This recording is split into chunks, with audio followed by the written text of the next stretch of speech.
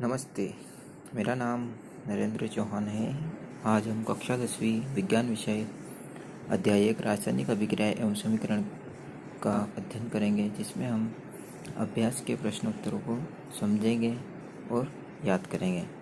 अगर इससे पहले आपने हमारा वीडियो नहीं देखा है तो आप पहले सारे वीडियो देख सकते हैं। उसमें अतिरिक्त क्वेश्चन के भी क्वेश्चन समझाए गए हैं। तो चलिए प्रारंभ करते हैं। पहला क्वेश्चन है,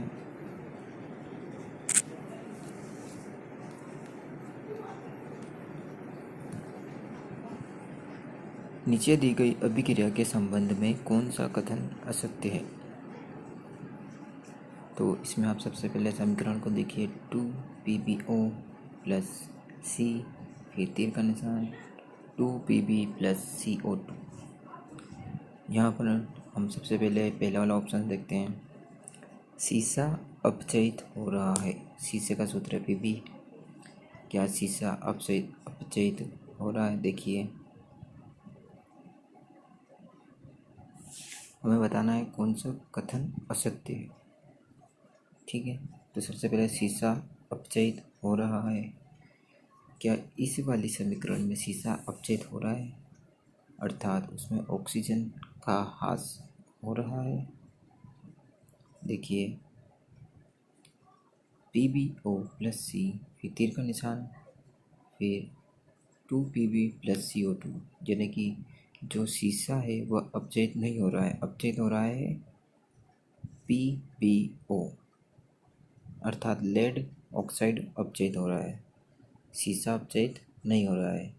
ठीक है, क्योंकि PbO लेड ऑक्साइड है और लेड ऑक्साइड में ऑक्सीजन की हानि हो रही है उत्पाद में। देखिए आप, इस प्रकार से पहला असत्य है। दूसरा देखते हैं, कार्बन डाइऑक्साइड उपचयित हो रहा है। क्या कार्बन डाइऑक्साइड उपचयित हो रहा है? ये भी असत्य है, क्योंकि कार्बन डाइऑक्साइड अभिकारक में नहीं है। और उपचयित हो रहा है मतलब वृद्धि हो रही है? नहीं, वृद्धि नहीं हो रही है, क्योंकि कार्बन में ऑक्सीजन की वृद्धि हो रही है।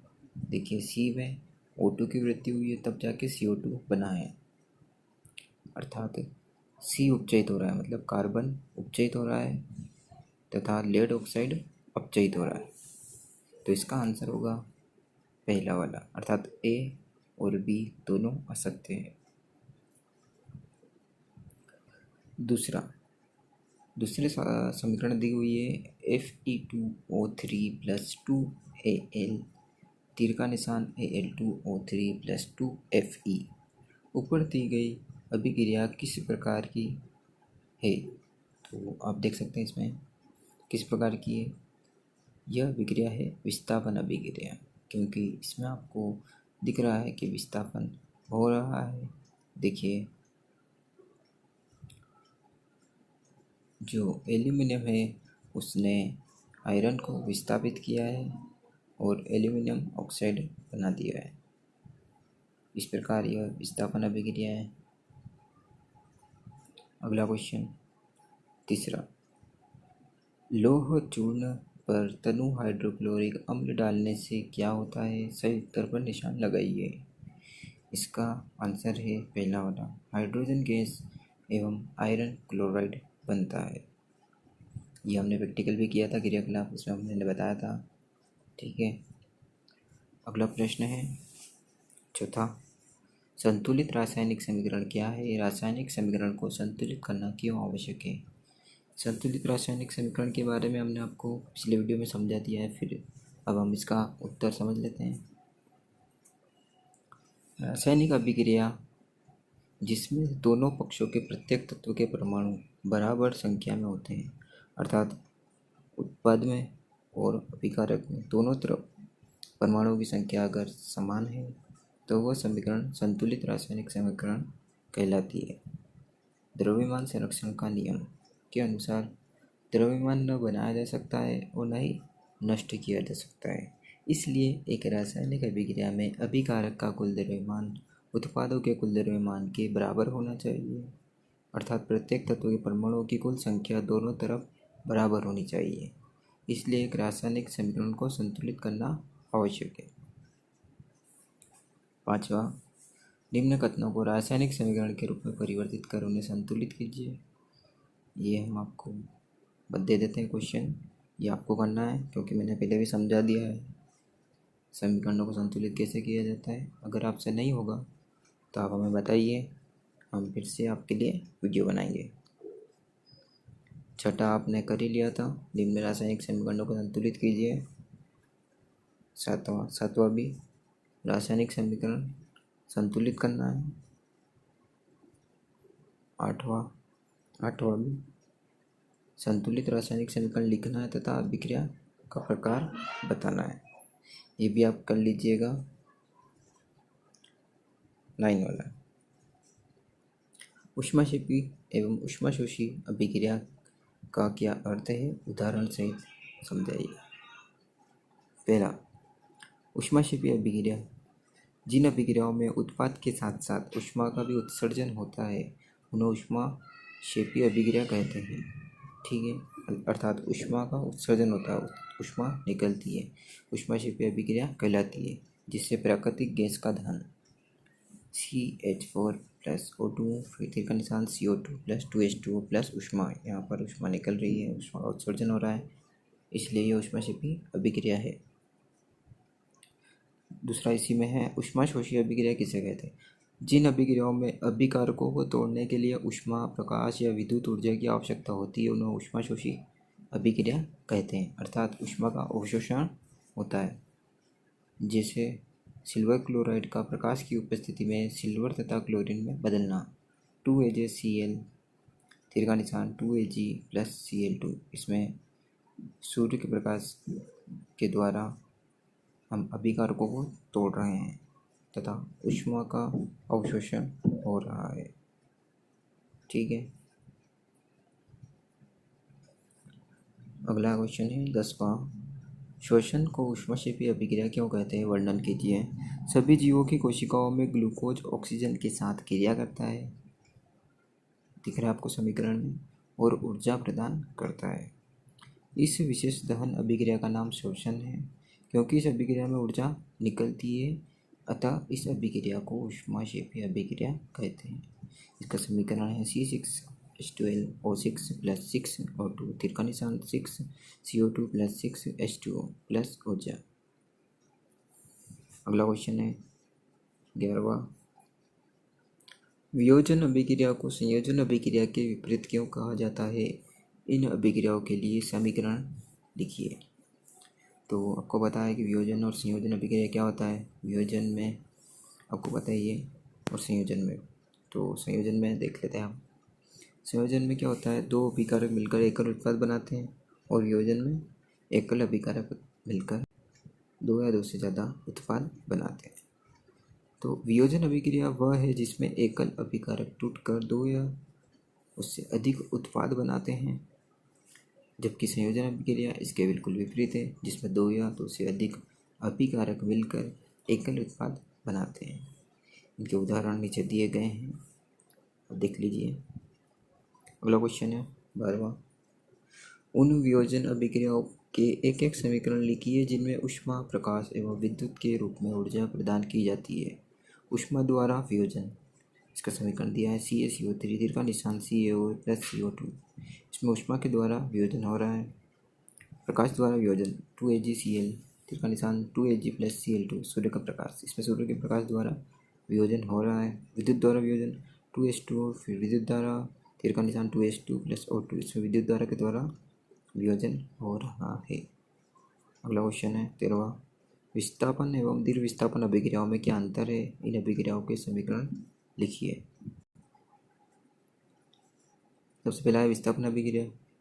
इन अभिक्रियाओं में अधिक क्रियाशील तत्व कम क्रियाशील तत्व को उसके यौगिक से विस्थापित कर देता है, जैसा कि आपको पहले भी बताया था।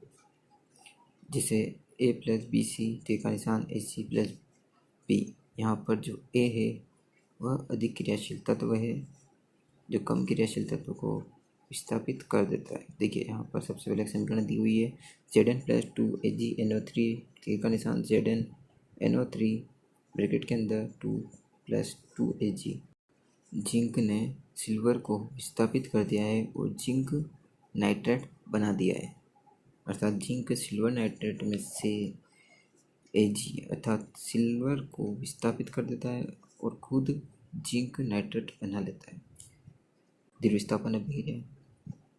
इन अभिक्रियाओं में उत्पादों का निर्माण दो यौगिकों के बीच आयनों के आदान प्रदान से होता है। जैसे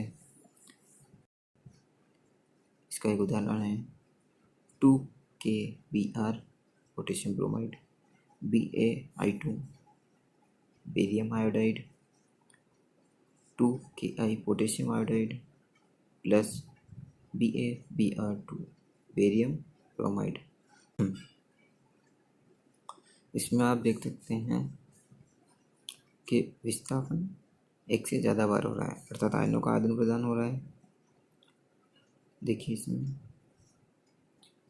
2K पोटेशियम आयोडीन के साथ जा रहा है और बेरियम ब्रोमीन के साथ जा रहा है, अर्थात आयनों का आदान प्रदान हो रहा है, इसलिए इसे द्विविस्थापन अभिक्रिया कहते हैं।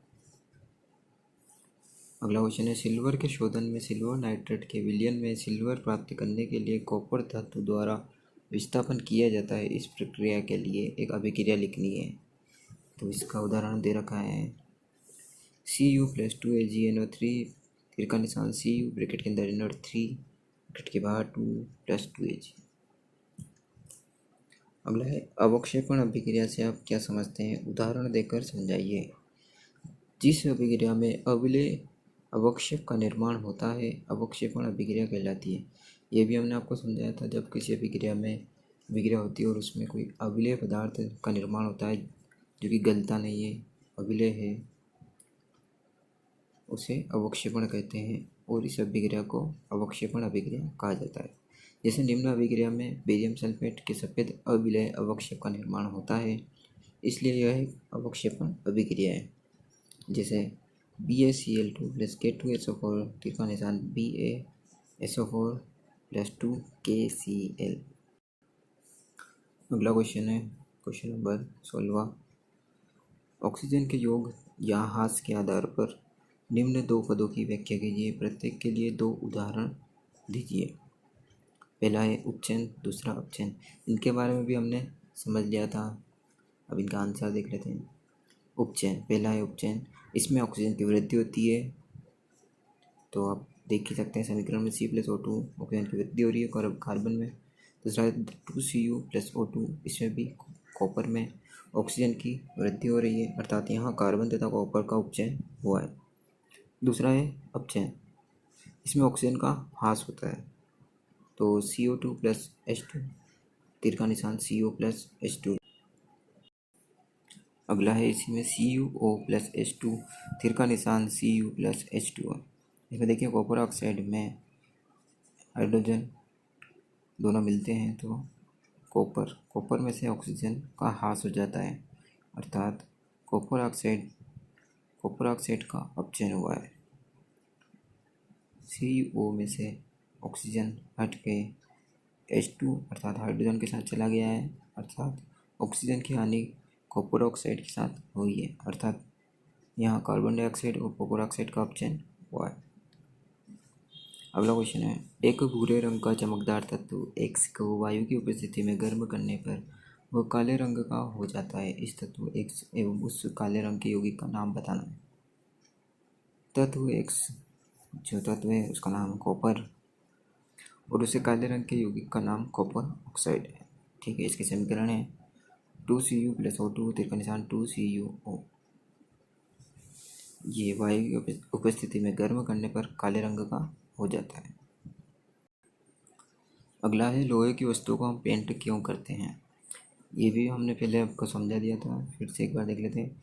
संक्षारण अर्थात लोहे में जंग लगने के कारण लोहे की बनी वस्तुओं का क्षय हो जाता है, क्योंकि लोहा वायुमंडल में नमी, आर्द्रता और वायु के संपर्क में आने पर जंग लग जाती है।